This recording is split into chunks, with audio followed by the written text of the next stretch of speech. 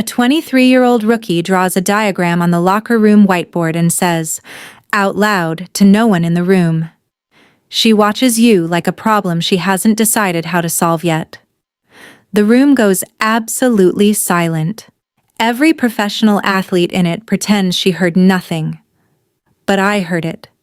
And now I am standing outside my head coach's office at 11 o'clock at night, hand on the closed door, and behind it is the woman who has been managing something for months that she was never supposed to feel. I knock. She says, "Come in." What happens in the next 45 minutes is going to cost both of us something neither of us has fully priced yet. If you want to hear uncensored, too hot for YouTube stories, check out my Patreon in the description, tell us where you are watching from, and subscribe. Bryn Ashworth became head coach of our organization 18 months before the joke. 8 seasons as a shooting guard before the knees made the coaching decision for her.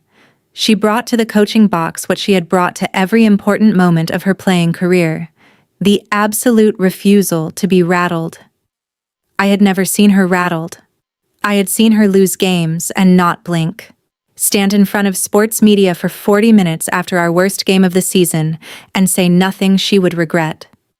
She was 39, and she had decided, somewhere in 2 decades of learning what the game could do to you, that she was going to be the thing that did not bend. She was not cold. She was precise.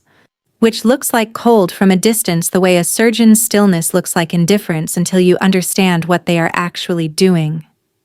She paid attention to her players with a completeness you felt in your bones, tracked your body over a long season, noticed fatigue before you reported it, watched film with the focused intensity of someone solving a problem she found personally important. She did not smile often. When she did, it was the corner of the mouth version, the kind that required close attention to catch. She had a dry, spare wit that appeared in film sessions as one-line observations delivered so flatly that half the room missed them. But delivering a joke, constructing humor for its own sake, pausing for a laugh, inviting a room to find her funny, that was not a thing she had ever done. Not once in 18 months. So the Tuesday morning. But first, Cleo Navarro. Cleo Navarro was a sports media personality, a podcast host and feature writer who had built a significant following by approaching athletes with the genuine curiosity of someone who actually wanted to understand them, rather than produce a predetermined story. When she came to the facility for a 3-day feature on our season, she arrived with a single producer and the easy confidence of a woman who had spent 10 years getting interesting people to say true things on the record. She was 31 years old and she was genuinely funny. Not performed funny, not media-trained funny. The kind of funny that generates when a smart person has been paying close attention to the world for a long time and cannot help noting the exact wrong details at the exact right moment. She had a laugh that was low and quick, and she deployed it generously, and within 4 hours of arriving at our facility, she had made half the roster feel like they had known her for years. My interview with her was scheduled for 2 hours on the second morning of her visit. We went long. She had a way of asking questions that felt more like one half of a conversation she had been waiting to finish, and you found yourself completing it without entirely deciding to. We talked about the season, about defensive positioning and what it costs your body, about the specific mental geography of a late clock possession when you have made every version of this play before, but this version is always new. By the end of the formal session, we were both still there. Not because anything remained on the record, just because the conversation had been good enough that neither of us was quite ready to let the room go back to being a room. She said something about watching game film of yourself in the 48 hours after a loss, about the specific cruelty of knowing what your body was doing before your brain caught up, and watching those two things miss each other on a screen in a dark room. She described it with a precision and absurdity that caught me completely off guard, and I laughed. The full-body version. My head went back. My hand went to her forearm without premeditation, just the instinct to hold on to something while the laugh moves through you. I did not notice Bryn in the doorway. I noticed her approximately 12 seconds later, when the laugh was finishing and my hand was withdrawing from Cleo's arm, and I happened to look toward the door in the way you look toward a door when some instinct in the room shifts. Bryn was standing in the corridor just outside the media room. She had a clipboard in one hand and a water bottle in the other. She had clearly been on her way somewhere when she passed the open doorway. She was looking at me. Her face was, as always, composed. Not blank. Composed, which is different. Which is a thing that is actively being maintained rather than simply absent. Her eyes tracked to my hand, the location of it, the absence of Cleo's forearm beneath it now that I had withdrawn, and then moved to my face. Then to Cleo. Then, with the particular precision she brought to every timeline, to the clock on the media room wall. She turned and walked toward the coaching offices. Her footsteps were their usual measured tempo. Nothing changed in her posture or her pace or the set of her shoulders. She turned a corner and disappeared, and the corridor was empty, and Cleo was still in the chair beside me, and the producer was packing up equipment at the far end of the room. Cleo said, "Your coach is very tall." "She is," I said. Cleo looked at the empty doorway. Not for long. She looked back at her notes and said nothing else about it, which was one of the things that made her exceptional at her job. The ability to read a room and decide which things to leave inside it, undisturbed. I drove home that evening and I told myself the corridor meant nothing. I told myself it with the specific conviction I reserved for things I already knew I was lying about. Bryn Ashworth's face meant nothing. Her face was the professional equivalent of a sealed room that could contain anything, had always contained anything, and I had been standing next to that room for 18 months without being able to say for certain what was inside it. I believed myself. For approximately 48 hours, Tuesday morning, team meeting, 6:45, which was the hour Bryn had decided was morally correct for team meetings, a position she had established in the first week of her tenure and which none of us had ever successfully argued against. The facility smelled like analgesic spray and floor cleaner and fresh brewed coffee from the pot that Sam Obie started every morning at 6:15 without being asked. The whole roster was there. Bex Morrow in her usual chair, third from the left, hers by 6 seasons of quiet occupation. Warm, precise, nearly impossible to fool. She held her coffee in both hands and looked at the whiteboard with the patience of someone who had seen every version of this moment before.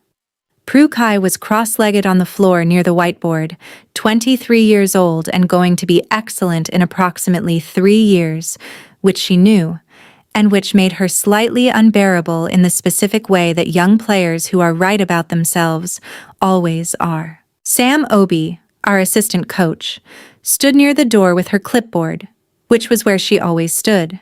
The specific positioning of a woman who understood her role in the architecture of the room and had made her peace with it. Bryn came in at 6:44. She went directly to the whiteboard. She reviewed the practice plan. She covered our upcoming opponent's tendencies in the pick and roll.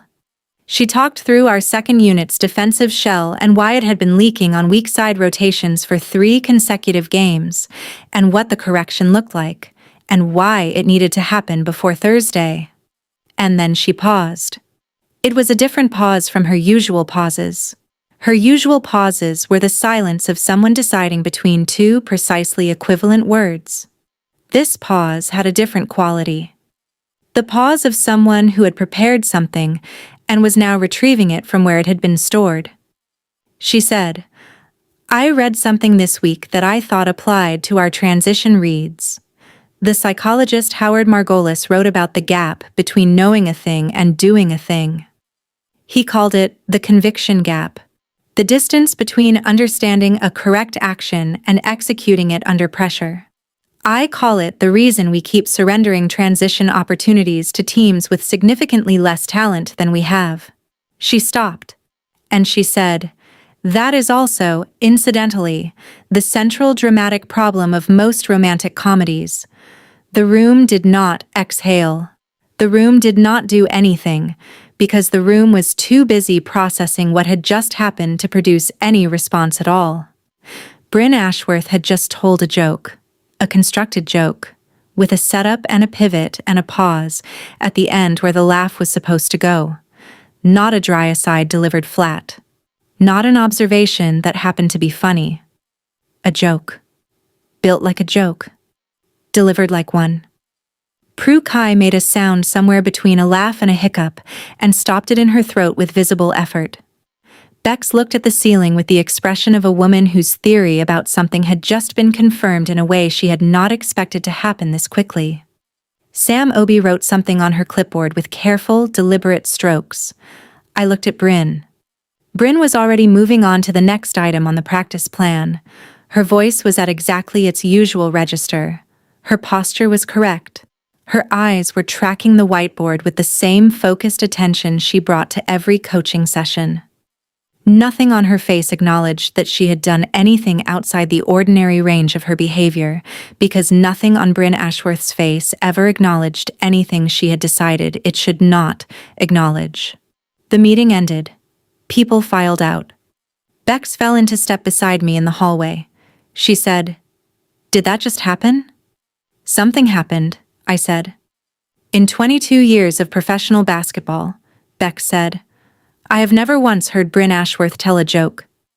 She said, "Something triggered that." She looked at me sideways. The look that said she had already assembled the pieces and was simply choosing whether to say what the picture was. She said, "When did Cleo Navarro leave the building?" "Yesterday afternoon," I said. Bex nodded slowly. She said, "Interesting." She walked toward the training room.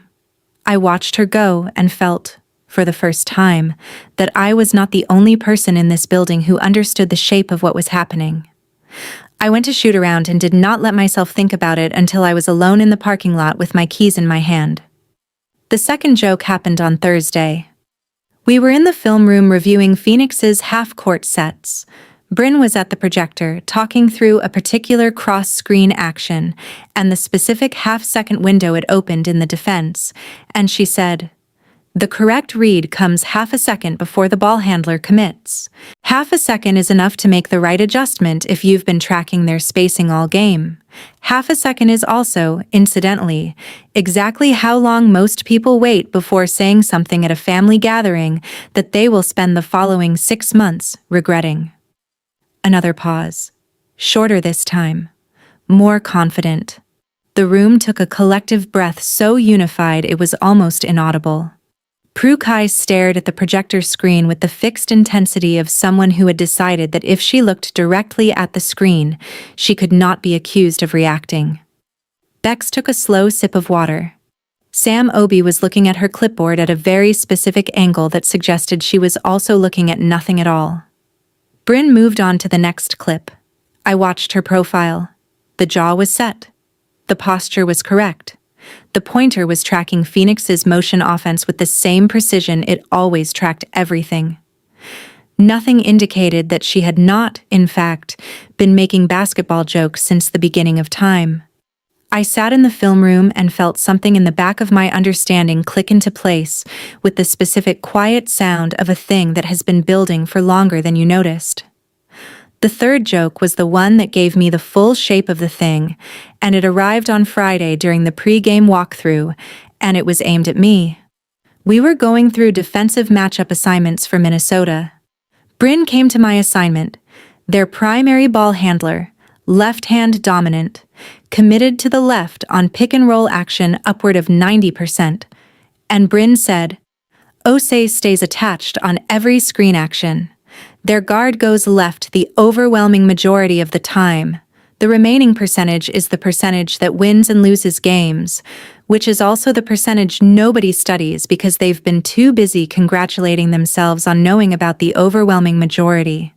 She moved on immediately.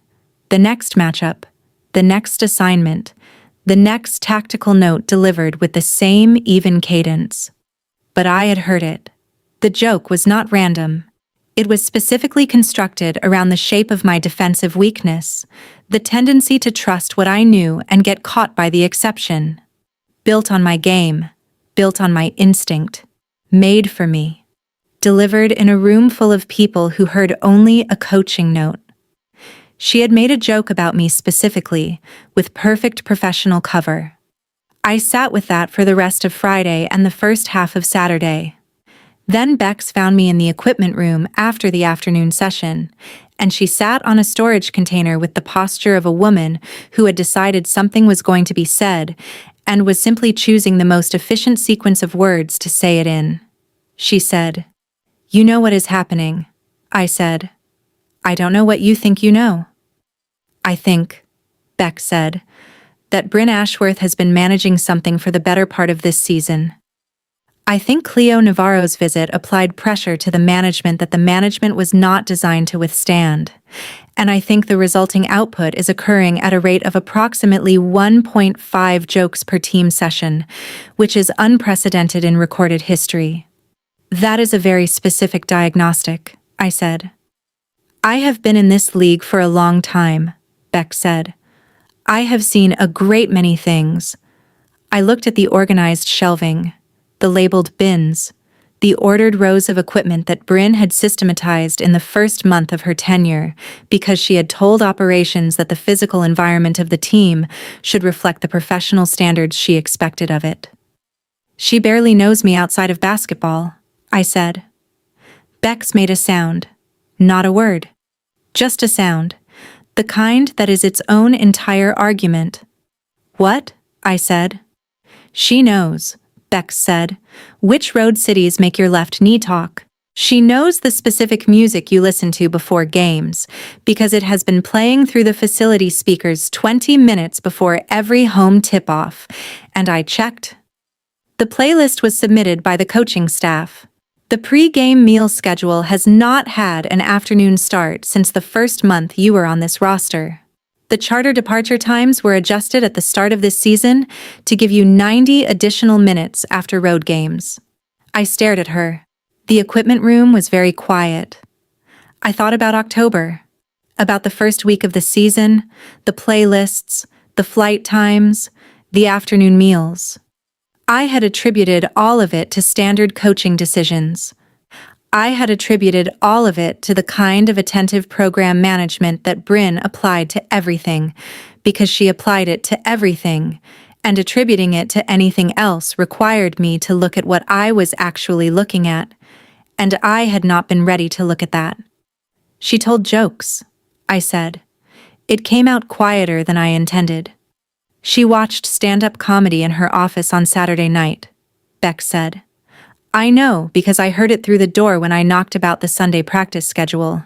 She minimized the window on her laptop so fast she nearly knocked it off the desk. I saw enough to read the title card on the screen.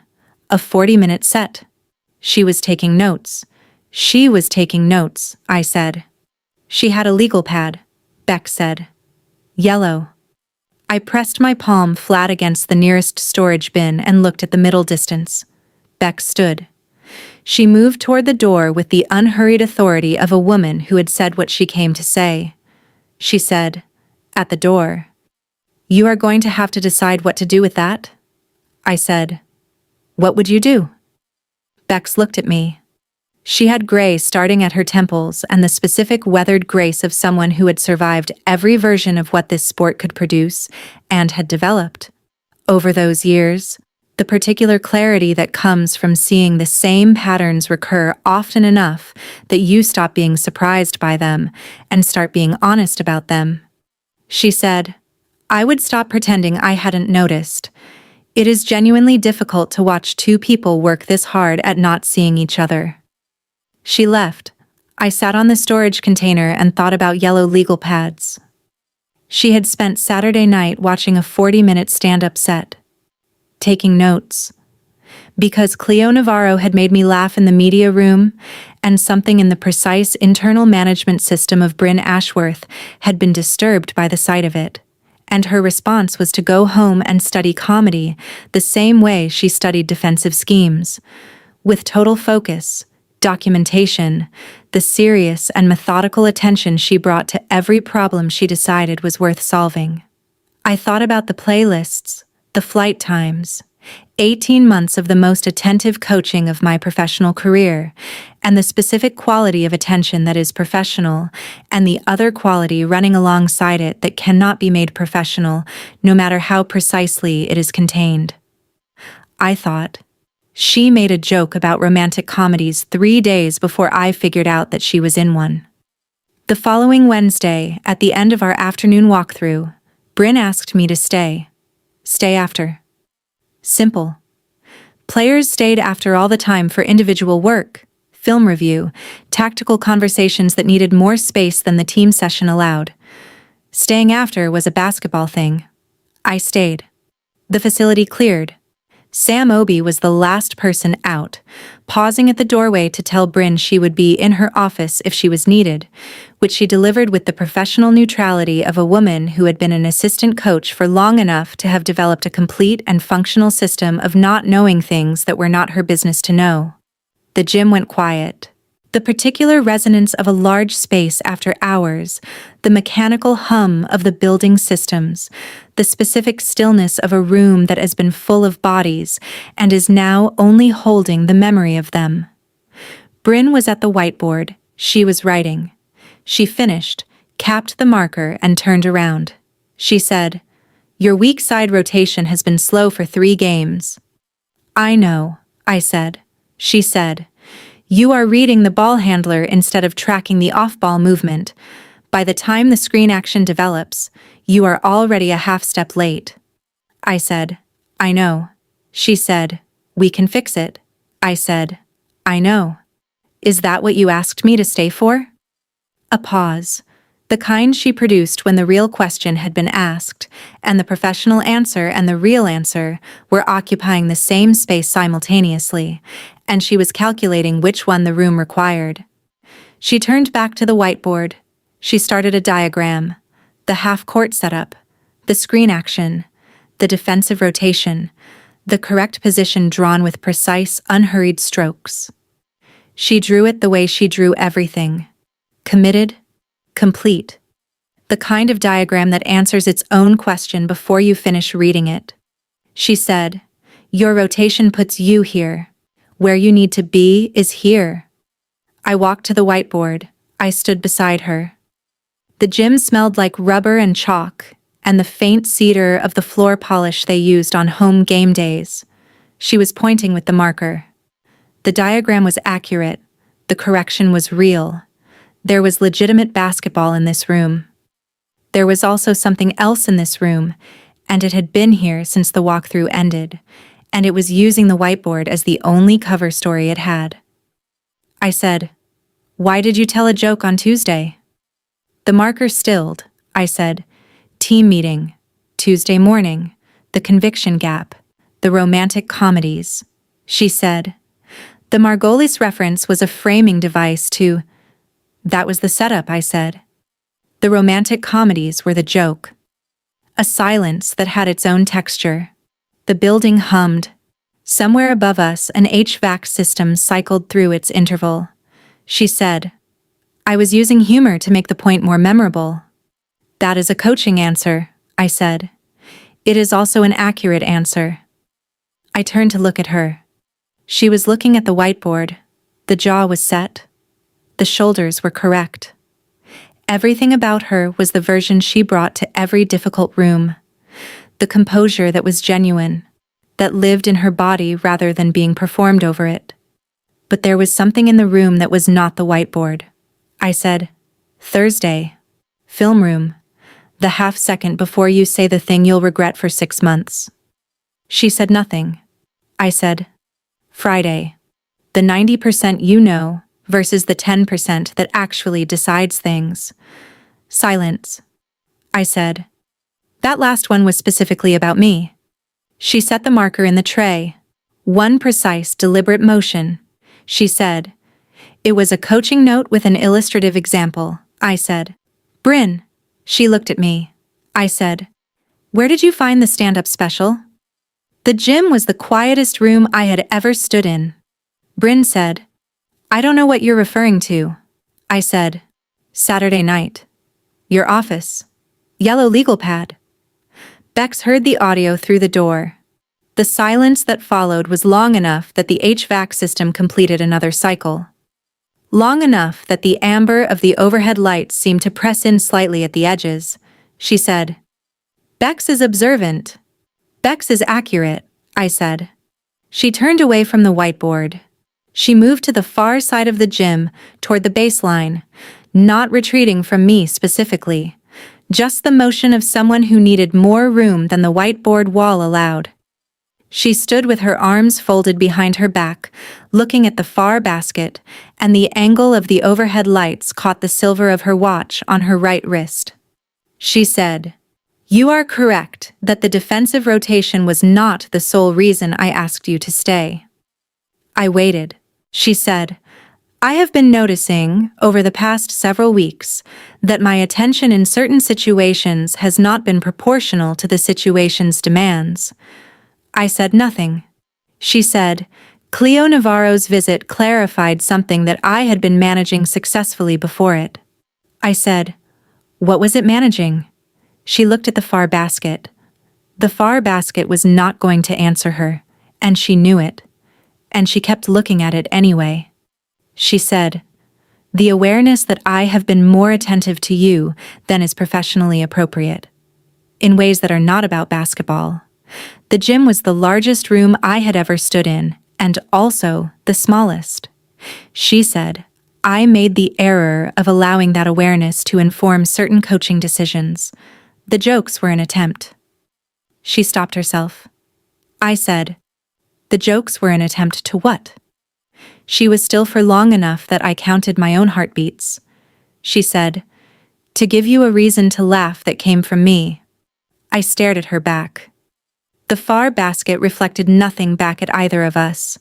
I said, You watched a 40-minute stand-up special on a Saturday night and took notes on a yellow legal pad to give me a reason to laugh that came from you. She said, I am aware of how that sounds. I said, How does it sound? She turned around. Her face was doing the harder version of composed, the version that required active effort, that showed the effort at the edges to anyone who had been paying close enough attention for long enough to know where to look. She said, Excessive, and well outside the boundaries of professional judgment. I said, Bryn. She waited. I said, Why did you tell me any of this? Right now. Why not use the professional answer and let the professional answer be enough? She held my gaze. She said, Because you asked me directly. And I do not lie to my players. That is still a coaching answer, I said. She breathed. The controlled breath. The one she used in difficult press conferences and at halftime down 20. The breath of someone keeping their face ahead of something that is moving very fast directly behind it. She said, Because you deserve to know when you are being affected by something that belongs to me rather than to the game, and because I intend to correct it, and correcting it properly requires that you understand what I am correcting. I said, What does correcting it look like? She said, No more jokes. I stared at her. She said, I will return to the standard professional approach and maintain it. I said, Bryn. She waited. I said, You spent 2 days studying comedy. Because I laughed too hard at someone else's joke. She said nothing. I said, That is not something you correct back to a standard professional approach. She said, I intend to make the attempt. I said, Why are you going to correct it instead of... I stopped. She waited. I said, Instead of saying what it actually is. The gym held its breath. Bryn said, Because saying what it actually is would compromise professional obligations I carry to this team and to you. And I am not willing to let that compromise happen. I said, That is the most principled possible version of what you are describing. It is also the most inconvenient. The corner of her mouth moved, a single millimeter. The most expensive millimeter I had ever watched anyone produce. She said, Yes, I said. Okay. She said, okay. I said, I am not going to pretend I did not hear what you just told me. I am not going to pretend I do not understand what it cost you to say it. And I am not going to tell you what to do with your own professionalism. She looked at me. I said, I am going to go home. We are going to play Minnesota on Friday, and after that, we are going to have this conversation again. A longer version. She said, there may not be a... I said, there is a longer version. A pause. She said, yes. I said, good. I picked up my bag from the bench. I walked toward the gym exit. At the door, I stopped, because there was one more thing and the room deserved to hold it. I said, for the record, the Saturday night stand-up special. She waited. I said, that is the most terrifying and the most devastating thing anyone has ever done in an attempt to impress me, and I mean that in both directions simultaneously. I left. I walked out through the lobby and into the parking lot. The night air was cold and smelled like rain. I got into my car and put my hands on the steering wheel and sat there for 11 minutes. She had watched a 40-minute stand-up special, taken notes, on a yellow legal pad. 2 days constructing jokes with the methodical focus she brought to every problem she decided deserved her complete attention. And the problem she had decided deserved her complete attention was how to make Remy Osei laugh. I thought about the playlist, the flight schedules, October, the first month, 18 months of attention that was professional, and the other attention running alongside it that could not be made professional and never stopped running. I thought about 1 millimeter, the corner of her mouth. I started the engine and drove. We beat Minnesota by 9 on Friday. I had 22 points and the cleanest defensive performance I had turned in all month. Bryn coached from the box with the surgical, complete focus she brought to every game, and there were no jokes. And there were no observable differences in how she moved through the coaching session or managed the rotations or handled the third quarter adjustments when their guard started exploiting the left side of our zone. Except once. In the third quarter, during a timeout, she was drawing up a play at the sideline, and I was standing beside her in the crowded chaos of the huddle, and she said, under the noise of the arena and the assistant coaches and 22,000 people doing what arenas do during timeout, your read on the pick and roll in the second quarter. That was right. I said, I know. She said, you have been right more than you have been given credit for. The buzzer sounded. She sent us back onto the floor. I went back onto the floor and thought, for the length of an entire possession, about those 2 sentences and the register she had used to deliver them. Not a coaching note, not an assessment. 2 sentences delivered in a different room than the coaching box, even though she was standing in the coaching box when she said them. In the locker room after the game, Bex materialized at my stall with the unhurried certainty of a woman who had been waiting for a specific moment and had correctly identified that this was it. She handed me a water bottle without being asked and looked straight ahead at the opposite wall. She said, she corrected your rotation at halftime. I said, I know. She said, the correction was correct. I said, I know. Beck said, she went completely still when you hit the pull-up from the left wing in the fourth. The clipboard stopped moving for approximately 3 seconds, and then she called a timeout. I said, the timeout was tactically sound. Beck said, the timeout was 100% tactically sound. I said, but. Beck said, the 3 seconds before it were not about the timeout. I sat with that. Beck said, Remy. I said, what? She said, she is doing a very careful and very costly thing, and you should probably decide whether you are willing to let her keep paying that cost when you already know what the thing is. I said, that is the most delicate way I have ever heard anyone tell me to do something. Beck said, I'm being gentle tonight. It won't last. She left. I went to the coach's offices. Her door was closed. I knocked. Come in. The office was amber lamplight and post-game tape already running on the laptop.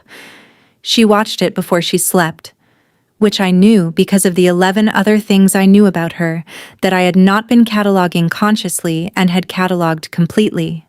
Her jacket was on the chair back. Her sleeves were rolled once at the forearm. She looked up when I came in. I said, "The longer conversation." She said, "Remy?" I said, "I am not asking you to cross a line. I am asking you to stop pretending you do not see the one that is there." She looked at me for a long time. Behind her, on the laptop screen, our second quarter motion offense was running on silent loop, the game being converted into tendency and data and preparation for whatever came next. She said, "What do you want me to say?" I said, "The version where you are not managing it." She closed the laptop. The amber lamp was the only light left in the room. She said, "The part that comes after what I already told you is the part I cannot say while I am your coach." I said, "Say it anyway." She said, "That would not be fair to you." I said, "That is the second time you have made a decision about what is fair to me without asking me what I want." She absorbed that the way she absorbed accurate things, not deflecting, not softening, letting it land and staying inside the weight of it. She said, "You're right." I said, "I am right, fairly often." She said, "You are right a great deal. You said so yourself." I said, "You said so yourself. 2 hours ago. Courtside." She held my gaze. I said, "What would you tell me if you were not my coach?" "Say that version." She was quiet. The lamp hummed. The building settled around us with the specific sounds of a professional facility at 11 in the evening, the mechanical exhale of systems winding down, the distant click of corridor lights on their timers.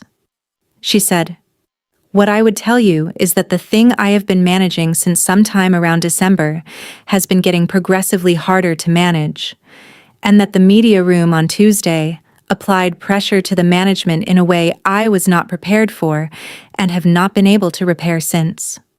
And that spending Saturday evening watching professionals be funny and writing down the structural components was the least dignified thing I have done in a decade of professional basketball." She stopped.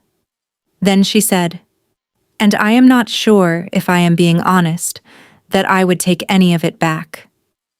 The room did something when she said that last part. The air in the room did something. The space between us did something. The amber lamp went on exactly as it had been going, but the quality of the light in the room changed the way the quality of light changes when something true has entered it and found that it fits. I said, "You would not take it back." She did not answer immediately. I said, "That is the version I needed." She looked at me. Her hands were on the desk, completely still. The laptop was closed. The building was quiet. The room smelled like cedar and chalk, and the faint trace of whatever she used on the whiteboard markers. She went through them fast, faster than the equipment staff expected, and she had never explained why. I said, "I am going to give you the professional space you are asking for now. Because you are right about the season, and you are right about what it costs, and you are right to know that." She said nothing. I said, "But I want you to hear all of it, every piece that I have just heard from you, including the piece where you would not take it back." She looked at me for a long time. The composure was fully visible now as the work it was. Not a wall, not a mask, just a woman holding herself very steady while the room realigned around a decision she had made and was still making. She said, "Remy." I said, "What?" She said, "This is the most complicated thing that has happened to me in the 18 months I have been coaching this team." I said, "Good. You are starting to look comfortable." She looked at the desk. Then at me. The millimeter appeared. Maybe 2 millimeters tonight. Maybe the most I had ever seen. She said, "Get some sleep." I said, "You too." Close the laptop. I left. In the hallway, Sam Obi was walking toward the exit. She glanced at me with the expression of a woman who was excellent at her job and had been in professional sports long enough to know that her job included a great many things she was never going to document. She said, "Good game tonight." I said, "Thank you." She walked out. I stood in the hallway for a moment. The corridor was empty. Behind the closed door, Bryn Ashworth was sitting with the amber lamp and the closed laptop and every version of the thing she had just said out loud in an office for the first time. And the Saturday stand-up special. The yellow legal pad. She would not take it back. I walked to the parking lot. The city was loud and cold and already moving toward midnight, and I had 22 points and one conversation that was already the most honest one we had ever had, and I understood with the complete, specific certainty of 7 professional seasons of paying attention to things that mattered that the conversation had barely started. It was not close to over. The joke moratorium lasted exactly 9 days, not because Bryn Ashworth broke it. She was, as she had said she would be, entirely professional in every team session, every film review, every whiteboard walkthrough. The marker was precise. The clipboard was precise. She was, technically speaking, exactly what she had told me she was going to return to being. What she could not return to was the space before the jokes. That version of the space was gone. She had named what was in it. And naming a thing changes the thing even when nothing else changes. And every room we shared afterward was a room where both of us were aware of what we were not talking about in it. She did not tell jokes. Instead, she was precise in a way that was slightly different from her usual precision. Not warmer. Warmth was not what I was looking for or would have trusted.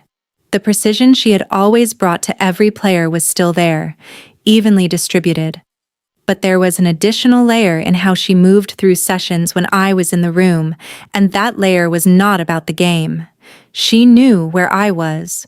Not obviously, not in a way anyone without 18 months of accumulated evidence would have identified, but I had been cataloging the specific topography of Bryn Ashworth's attention long enough to read it the way you read a memorized map, by moving through the territory and knowing when the ground has shifted. During film sessions, she pulled up my specific clips more often than the session required. During practices, she positioned herself nearest my rotation work more often than the geometry of the court demanded. She walked past my locker stall on mornings when her natural route did not require passing it. I counted all of it. I was aware that counting was its own kind of problem. Bex, who noticed everything and commented on only a small percentage of what she noticed, made one observation 9 days after Minnesota. She said it in the training room while I was getting my knee worked on, casually, looking at the ceiling as if the ceiling were the target of the remark. She said, "She went past your stall 3 times yesterday. Once before practice. Once after. Once at 7:15 in the evening when you were the only one still in the building." I said, "She was probably checking the equipment roster." Bex said, "The equipment roster is posted at the other end of the corridor." I said, "She might have wanted a longer route." Bex looked at me. I said, "I know." Bex said, "Something is going to give. She told you she would not take it back, and then went back to being professional, and you let her." I said, "We are in the middle of a season." Beck said, "There is always another game." I said, "What would you have me do?" Beck said, "Stop giving her the professional space she asked for, and start asking what she's doing with it. She is trying to do the safe thing while calling it the right thing. Those are not the same." She stood up and left before I could argue with it. The game that changed everything was not the one I expected. I had been expecting a dramatic moment, a big game, the kind of incident that announces itself. What I got instead was a Tuesday night home game against a team we were supposed to beat by 15 in front of a half-filled arena, And the moment was so small and so specific that I was the only person in the building who saw it for what it was. We were up 12 in the fourth quarter. The game was decided. I was running our motion offense through the back end of the shot clock, and I had a clean look from the left wing. A pull-up I had taken 100 times this season, a shot Bryn had put on film twice in the past week as an example of correct positional execution. I took it. It went in. The small crowd responded. I turned toward the bench to reset on defense. Bryn was not looking at the court. She was looking at me. Not at where I had taken the shot from, not at the defensive matchup developing. At me. Her eyes were on my face, not my position. Her clipboard was in her hand, but it had stopped being a coaching tool in that exact second. It was just an object she happened to be holding. Her expression was composed. Her expression was always composed. But the eyes were doing something that the clipboard could not help. She caught herself. The look lasted less than 2 seconds. She turned back to the court, clipboard rising, and called out an assignment to our point guard. Everything resumed. I went back on defense and ran the rest of the quarter with 22,000 absent people's worth of empty space ringing in my ears. In the locker room after, Prue Kai was at the whiteboard drawing her own versions of the team's offensive sets, a post-game habit Bryn had never discouraged. She drew the motion offense from the fourth quarter. My position. The pull-up. A small circle at the coaching box with a line extending toward where I had stood. She looked at the drawing for a moment. She said, "To the whiteboard." Not to me specifically. She watches you like you are a problem she hasn't decided how to solve yet. The locker room was full of people who heard this, full of players with their own conversations happening, their own post-game routines. The remark was not aimed at the room. It was the specific kind of comment 23-year-olds make when they have been thinking something long enough that it escapes their mouth before they remember they were not planning to say it. The locker room, however, heard it the way rooms hear things they have been waiting for someone to say. A small, brief pause in the ambient noise, a microsecond of adjustment. Then everyone went back to what they were doing, because professional athletes are experts at the performance of normalcy, and everyone in the room had been performing normalcy around this particular subject for weeks. Bex was looking at the ceiling. Sam Obi, who was standing near the door running through her post-game notes on a tablet, wrote something on the tablet. I could not see what it was. I did not need to. I left the locker room, went down the corridor, and knocked on Bryn's door. The office was amber lamplight and post-game tape. Always the tape. Before anything else. Before the day was done. Because for Bryn, the work was never done. And I had come to understand that the work was also the only container she had found in her professional life that was large enough to hold everything else. She looked up when I came in. She read my face in 1 second. She said, "Remy." I said, "I saw it." She said nothing. I said, "Fourth quarter. The pull-up from the left wing. You were looking at my face." She was quiet for a moment. She said, "The shot selection was..." I said, "The shot selection was correct, and we both know it. You put it on film twice this week as an example of what correct looks like." She set her tablet down. She did not, this time, move to the far side of the room. She stayed behind her desk and looked at me directly, which was itself something. She was not using the desk as a wall. She was just sitting behind it because that was where she had been when I came in, and she had decided not to move. She said, "What do you want me to say?" I said, "I want you to understand that the conversation we had after Minnesota was the beginning of something, and you have been trying to turn it into the end of something, and it hasn't worked. And I need you to know it hasn't worked before it costs someone something that cannot be given back." Her jaw set. The controlled breathing. The breath she used when the room was moving faster than the composure could comfortably track. She said, "I told you I would maintain the professional approach." I said, "You told me you would not take it back." She said, "Yes." I said, Those two things are not compatible.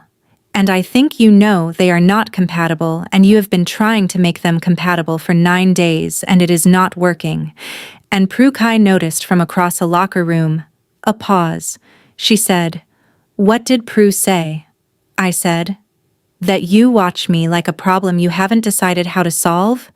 The silence that followed was the kind that rearranges the furniture in a room without touching anything. She said, "I see." I said. The room heard it. She looked at her hands, then at the tape running silently on her tablet. My pull-up from the left wing, running on loop. She said, "I am aware that I have not been managing this as well as I told you I would." I said, "I'm not here to criticize the managing. I'm here because if this goes on long enough, it stops being a thing between us and starts being a thing the organization has to deal with. And you know that. And you are running the clock on it the same way you run the clock on every problem you would rather think through before you act on." She looked at me. She said, "What are you asking me to do?" I said, "Tell the GM. Tell someone in the organization whose job it is to handle this. Take it out of the space where it is affecting my game and your coaching without any structure around it." She said, "If I do that?" I said, "I know what it costs. I'm still asking you to do it." She was quiet for a long time. Long enough for the tape to loop twice. Long enough for the building systems to cycle through their late evening interval. She said, "If I disclose a conflict of interest to the GM, the review process begins. It will affect the remainder of the season." I said, "The remainder of the season is already being affected." She said, "It will be visible. To the organization, to the staff, potentially to the press." I said, Prukai noticed from across a locker room on a Tuesday night in a non-conference game in a half-empty arena. "The visibility ship has sailed." She almost let the millimeter happen. The corner of her mouth moved. Then she put it back. She said, "You are asking me to take a step that will significantly complicate my position in this organization." I said, "I am asking you to take a step that uncomplicates mine." She absorbed that. She absorbed it the way she absorbed everything accurate and difficult, completely, without softening it, letting the full weight of it land. She said, "I know." I said, "I will be in the building tomorrow, running the morning session the same as always. Whatever you decide, I'll be there." I left. She disclosed the following morning. She asked for a meeting with the general manager at 8 o'clock, which was early enough that most of the facility was still in the pre-session quiet. Trainers and equipment staff and the building systems, but not yet the full operational weight of the day. She was in the GM's office for 45 minutes. I know what was said in the room because the GM told me 3 days later, in the measured language of a woman who had run a professional sports organization for 17 years and always prioritized functional honesty over institutional theater. The GM said, she did not try to frame it or minimize it. She laid it out and asked what the review required. I said, "What does the review require?" The GM looked at me for a moment in the specific way she looked at things she was deciding how much of to say. She said, 30 days from active coaching duties. She stays consultative. The assistant coaching staff runs the bench. She is available to the organization in a limited capacity. The review is internal. I said, "Is she being removed permanently?" The GM said no. She is an exceptional coach, and this organization intends to keep her in that role when the review period concludes. What she did was handle a conflict in the wrong sequence. She should have disclosed earlier. She disclosed now. We are going to deal with what that means and move on. I said, "Okay." The GM said, "Remy." I said, "What?" She said, "You are going to be fine. Sam Obi is ready for this. We have been building toward Sam having a bench for 2 years. I said, "I know Sam is ready." The GM said, The season has 7 games left in the regular season, plus whatever we earn in the playoffs. The team is sound. I said, I know the team is sound. She looked at me. Not unkindly. She said, go play basketball. I went and played basketball. Bryn addressed the team the morning after the disclosure. Dark slacks, gray shirt, no jacket, no clipboard. She looked like a woman who had made a decision and was standing fully inside it. She said she had identified a professional conflict she should have disclosed earlier and had chosen, incorrectly, to manage it rather than report it. The team was real and did not require her presence in the coaching box to function. Sam Obi was prepared. The system was sound. She did not look at me during any of it. Then, at the very end, she did. For 1 second. Just one person confirming the presence of another, the way you confirm a landmark when you have been going a long time and needed to know it was still there. She walked out. Sam Obi let the silence hold for 2 seconds. Then she clapped once, the clean restart an engine sound, and said, film in 20. Get coffee. We went and got coffee. The 30 days were the strangest of my professional career. Not because we played badly. We did not play badly. Sam ran the bench with the organized intensity of someone who had been ready for her own bench for a long time. She adjusted Bryn's system in small ways that were specifically hers, and the result was a team slightly different from the one Bryn had built, and still entirely recognizable as its descendant. I averaged 23 in those 7 games. My defensive ratings were the best of my career. I hit the shots Bryn had spent a season teaching me to trust, because the teaching had become the shooting, the way all good coaching eventually disappears into the player it shaped. Every time I made the correct read on a weak side rotation, I felt her in the decision. She was not in the building. She was absolutely in the decision. Bex handed me a water bottle after a fourth quarter stretch and looked at the court and said, she would have called a timeout there, not for basketball reasons. I said, I know.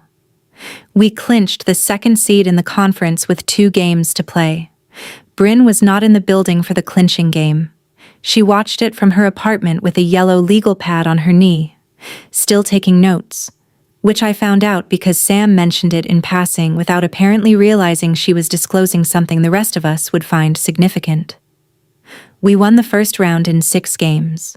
We lost in the second round to the best team in the conference since January.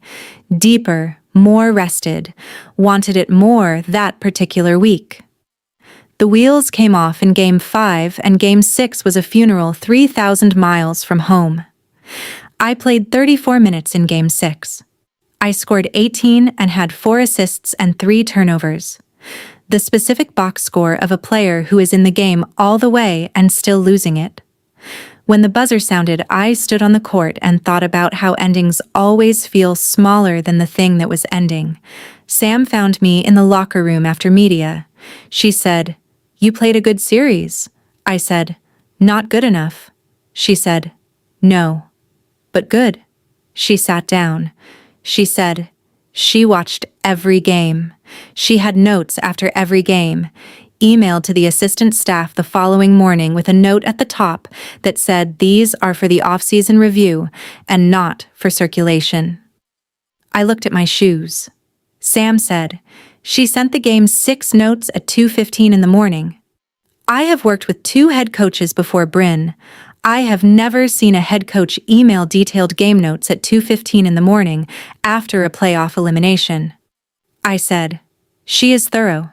Sam said, she is thorough about basketball. She is something else about you. I looked at the locker room, the quiet aftermath of a playoff loss, the particular smell of the end of something. I said, what do I do with that? Sam said, I think you already know. She walked toward the coach's corridor. I sat for a while longer. Then I changed and caught the charter and sat in my usual seat. Aisle, 4 rows back. The same seat since October when the flight schedules had been adjusted. I had never asked about the seating arrangement because asking would have required me to acknowledge that it was deliberate, and I had not been ready for that until I was already past the point of needing it confirmed. The off-season was quiet. Not dramatically quiet, just the ordinary quiet of a professional athlete when the body finally receives the message that it can stop performing. I did my rehab sessions. I took the first 2 weeks completely off basketball, the longest I had been away from the game in 7 years, which I spent mostly reading and occasionally sitting on my balcony, watching the city exist without me in it. I thought about Bryn regularly. I did not contact her. She had been cleared before the second round ended, but she and the GM had agreed her return to the bench would happen in the new season rather than mid-playoff. She had been consultative. She had sent notes at 2:15 in the morning. In the third week of the off-season, Cleo Navarro's feature on our season published. It was 12,000 words in a national magazine with a photo essay. Cleo had seen a great deal more during her 3-day visit than I had accounted for.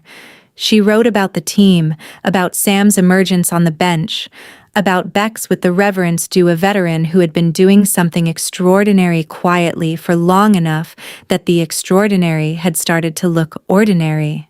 She wrote about Bryn in 4 paragraphs near the end: the coaching, the system, the precision, the quiet accountability of the disclosure.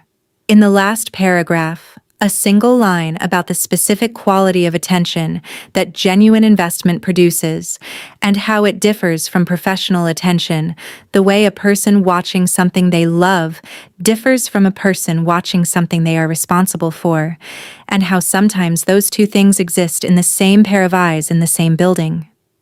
She did not name me in those 4 paragraphs. She did not need to. I read the line 3 times. Then I put my phone down and looked at the city on my balcony. I texted Cleo. The last 4 paragraphs. She texted back. I know. Sorry if that's too much. I texted. It's exactly enough. She texted back. Go do something about it. I put my phone in my pocket. The following Monday morning, I drove to the facility at 6:30. The building was in its off-season configuration, quieter, the operational machinery of the full season not yet running. I went to my locker, sat in the chair, looked at the middle distance for 3 minutes. Then I texted Bryn. I said, "Are you available to talk today?" "Not about basketball." The message sat for 11 minutes. Then she said, "Yes." "When?" I said, "I'll come to you." "Where are you?" She said, "Home." She sent me the address, the specific, deliberate lowering of a barrier that had been maintained for 18 months. I sat with that for the drive over. She lived in the east part of the city, in a building older and quieter than its neighborhood, 6th floor. The hallway smelled like cedar and old wood, and the same marker smell that lived in the facility's coaching offices. She used the same brand at home, which was exactly the kind of detail that told you something specific about a person. She opened the door in civilian clothes, dark jeans, a soft gray sweater that had been washed enough times to be past the point of effort. Her hair was down, completely down, no pins, loose around her collar. She looked like a person in their own apartment on a Monday morning, which sounds like a simple thing and was, in the context of 18 months of seeing her in institutional clothing with a clipboard, the most radical thing I had ever seen. She stepped back to let me in. The apartment was organized in the way her office was organized. Not ornate, not sparse. Just everything in the place that made the most sense for it. A yellow legal pad on the kitchen counter, a coffee mug, half empty, 3 books on the coffee table with broken spines. She said, "Coffee?" I said yes. She poured. I sat at the kitchen table. It had the lived-in quality of a surface that gets used rather than preserved. She set the mug in front of me and sat across, hands wrapped around her own mug the way she held things when she was letting herself be inside a moment rather than managing it from outside. We sat for a moment. She said, "I read Cleo's piece." I said, "I know." I read it too. She said. The last 4 paragraphs were, I said, exactly enough. She held her mug. I said, I need you to do something. She waited. I said, I need you to apologize, specifically. Not the general version. The version that names what you did and what it cost. She looked at her mug. Then at me. She said, the jokes. I said, start before the jokes. She was quiet for a moment, assembling what she was going to say with the care she brought to things she was going to say once and needed to say correctly the first time. She said, I should have disclosed in December. The moment I understood that what I was managing was a conflict and not just an awareness. I chose not to because disclosing would have required me to say the thing out loud, and the thing out loud was something I was not ready to deal with the consequences of. I waited. She said, by continuing to coach you without disclosing it, I put you in a position where the coaching you were receiving was shaped by something you did not know was shaping it. Some of what I did for you, the playlist, the flight times, was genuinely for you. It was not transactional, but it also was not disclosed. And you deserved to know, I said. And the jokes. She said. The jokes were the moment I stopped managing it successfully and started doing something else instead. I was trying to solve a personal problem with a team resource. I was performing in front of your colleagues to get a response from you, and that was not fair to you, and it was not professional, and I knew it while I was doing it. I said, and the pull-up. She said, the fourth quarter against Milwaukee, I was looking at your face. Not the shot. Your face, after the shot. I waited. She said, that was the first time the coaching box felt like a place I had chosen to stand in rather than a place I was entitled to stand in. And I should have done something about it immediately, and I waited another 48 hours. I said, thank you. She looked at me. I said, that is the version I needed. The one with all the pieces. She said, it cost some things I should have been more careful with. I said yes. She said, I'm sorry. Not the professional version, not the institutional language. The 2 words, on their own, with the specific weight of a person who knew what they had done and was not trying to make it lighter. I said, I know, I said, I need to tell you something. She waited. I said, I have been cataloging you since October of my first season. The playlist, the flight times, the trainer for my knee, all of it. I noticed all of it and told myself it was attentive coaching because telling myself anything else required me to look at what I was actually looking at. She was very still. I said, I have been paying the kind of attention to you that people pay to things that matter to them for 18 months, filing it in the place where you put things you know and are not ready to use. That file is very full. I am done filing. She held her mug with both hands. The coffee had to be cold by now. She was not drinking it. I said, I am not asking you for anything you are not ready to give. I am telling you where I am, so you have the full picture, so you know what you are deciding about. She said, Remy? I said, what? She said, you do not have to be generous about this. What I did. I said, I am not being generous. I am being honest. Those are different things. And I need you to let me be honest without assuming it is forgiveness I'm offering. She looked at me. Her eyes were doing the readable thing they had been doing the night in the film room after Minnesota. The thing that happened when she had stopped using the composure as a wall. She said, what are you offering? I said, an honest starting point, if you want one. The kitchen was quiet. The city was doing its Monday morning things outside the windows. Traffic, someone's music from a lower floor, the particular urban texture of a large place conducting its ordinary business without reference to what was happening in this specific room. She said, I want one. I said, then here is what an honest starting point looks like. You come back to the bench in September. You coach me the way you coached me before any of this, which was the best coaching of my career, and you do not let what you feel about me change the quality of what you give me on the court. She said, "Yes," I said. "And outside the building, in civilian time, we learned to be honest with each other the way you were honest with me this morning." She said, "That will take time." I said, "I know. I have an off-season." She almost smiled. The millimeter on this Monday morning, in this kitchen, with her hair down and the cold coffee and the legal pad on the counter, was wider than it had ever been. Still small. Still the specific economy of a woman who did not give millimeters cheaply, but wider. She said, "I have been watching stand-up specials since March." I stared at her. She said, "Not for research. I just..." Continued, "It turns out they are better when you're not taking notes." I said, "That is the most human thing you have ever said to me." She said, "I have been working on it." I said, "I noticed." The morning came through the windows and the coffee sat cold and the legal pad on the counter waited to be written on, and we stayed at the kitchen table for 2 hours. We talked about the season and the playoff loss and the system Sam had modified and the specific shot in the fourth quarter against Milwaukee and what the stand-up specials were actually about when you were not taking notes. We talked about other things. The city. The books on the coffee table with the broken spines.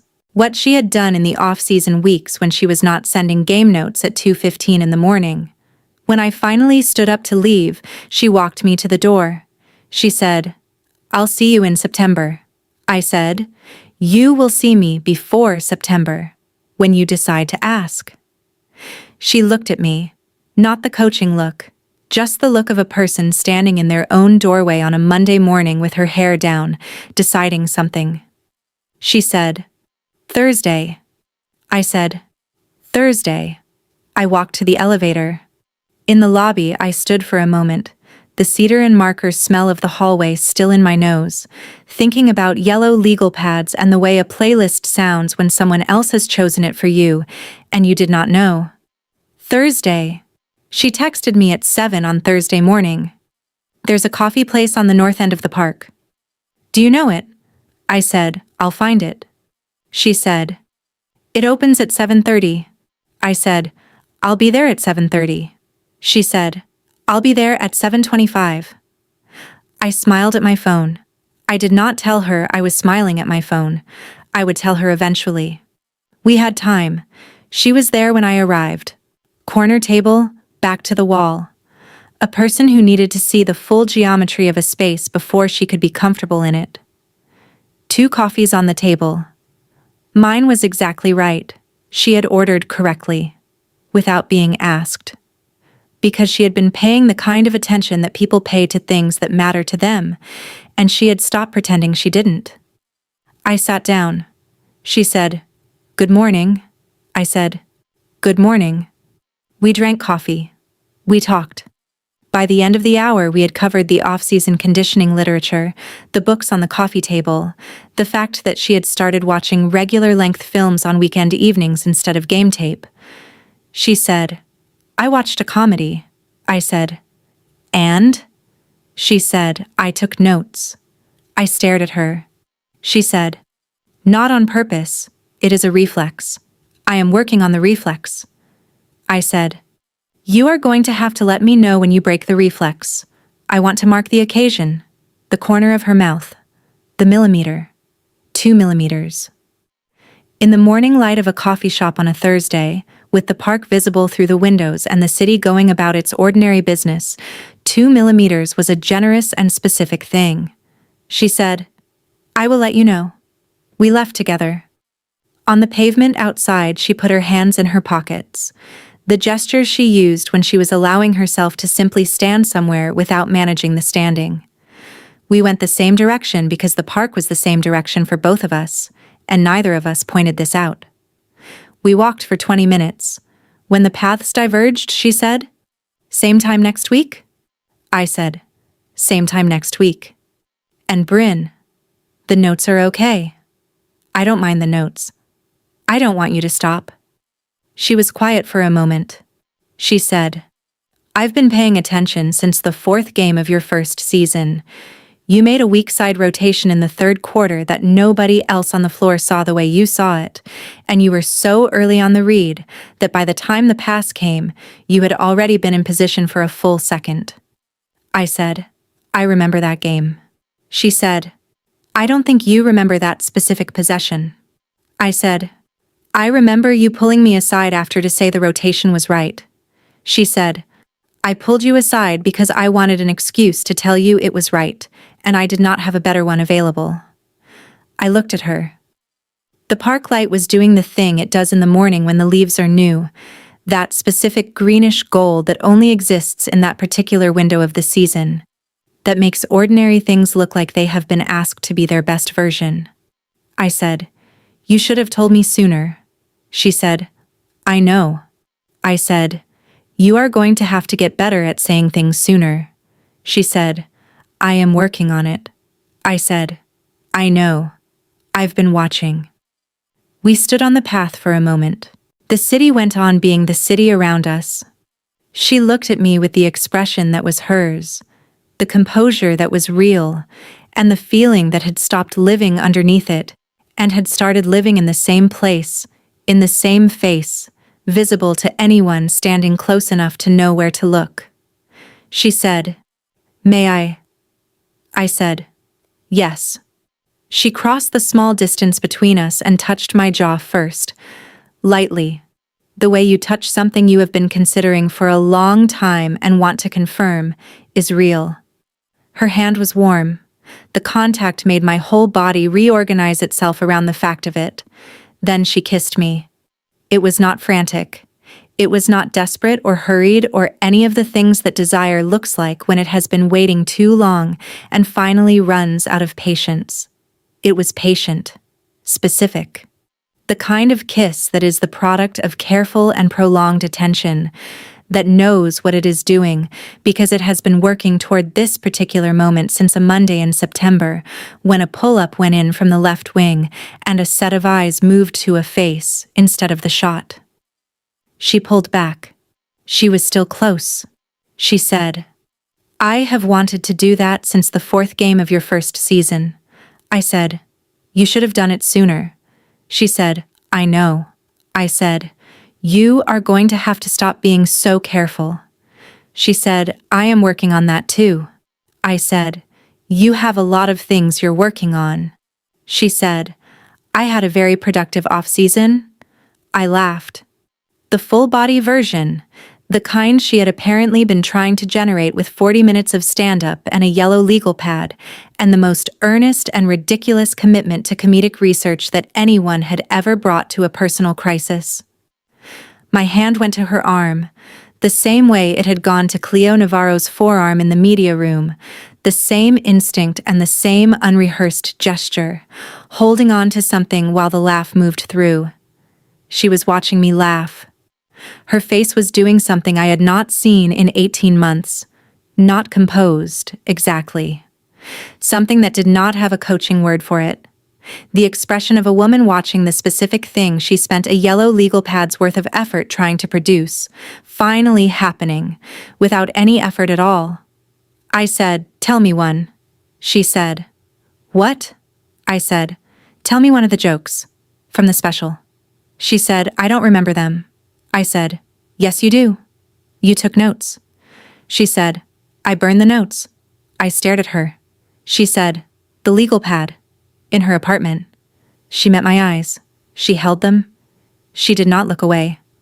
After we spoke in my office, I did not want the notes to exist if the thing itself did not. I said, That is simultaneously the most dramatic and the most you thing I have ever heard. She said, I burned a second one too. After you came to my apartment. I said, You had 2 legal pads. She said, I had comprehensive notes. I laughed again. She was watching me again. September was a month away, and none of it was going to be simple. 2 women who are genuinely complicated people trying to build something honest between them is never simple. And simple was not what either of us had ever been looking for. We walked out of the park together. There were real conversations ahead, and we were going to have them, because honest things require the work of being said, and we were both, now, women who had decided to do that work. At the corner where the paths split into the rest of our separate days, she stopped. She said, "Remy." I said, "What?" She said, "For the record, the stand-up special, the notes, the jokes in the team meeting." I waited. She said, "I would do it again. All of it. I want you to know that." I said, "I know." She said, "It was excessive and poorly calculated and cost both of us something it should not have cost." I said, "I know." She said, "And I would do it again." I looked at her. The woman who had built the best professional year of my career and gone home on a Saturday night to study comedy from a yellow legal pad because she could not stand the thought of me laughing at someone else's joke. The woman who had watched stand-up specials through the entire off-season, notes-free, learning to do something without an objective for the first time in possibly her professional life. I said, "Next Thursday." She said, "Next Thursday." She walked away. I watched her go. The economical stride, the way she occupied the pavement with the same composed efficiency she occupied every surface, the gray sweater and the dark jeans and the hair still down because it was not yet September and there was no coaching box to dress for. She turned the corner. I stood on the pavement for a moment, the city entirely indifferent to the specific and precise revolution that had just taken place on a park path in its middle.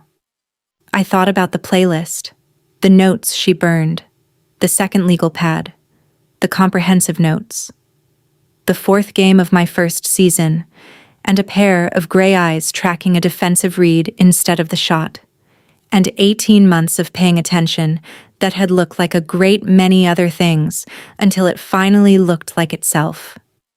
September came. The bench was hers.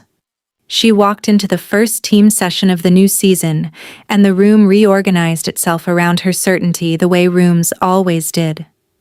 I sat in my chair and felt the specific pleasure of watching something return to where it belonged. She reviewed the practice plan. She was precise, unhurried, exactly herself. And then, at the end of the session, after the last defensive assignment had been reviewed and the team was filing toward the exit, she looked at the room and said, "I read something this summer about the relationship between consistency and trust.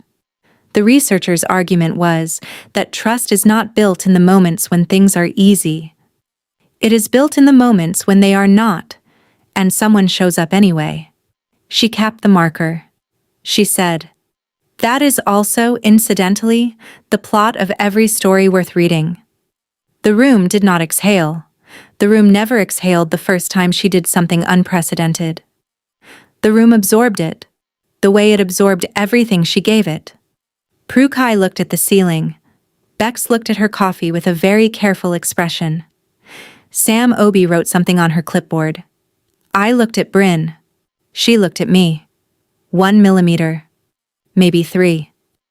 The most precise and specific and expensive thing she had ever produced in a room full of witnesses. She said, "Let's go." We went.